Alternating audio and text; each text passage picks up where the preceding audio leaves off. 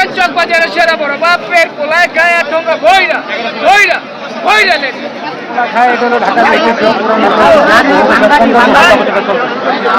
এটা কিভাবে বানান? 12টা আইটেম যেতে মুরগি, গরু, খাসি, কোয়েল পাখি, ডিম, ঘি, বিভিন্ন রকমের মশলা আছে, সব দিয়ে বড় বড় করে তৈরি হয়। 50 বছর যাবত চলছে, 50 বছরের ঐতিহ্য।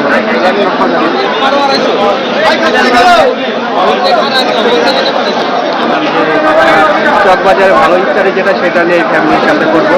এটা এখানে একটা ভাইরাল জিনিস, বড় বাপের বড় পোলা খায়, জিনিসটা খুবই স্বাদ, মোটামুটি ভালো হিসাব।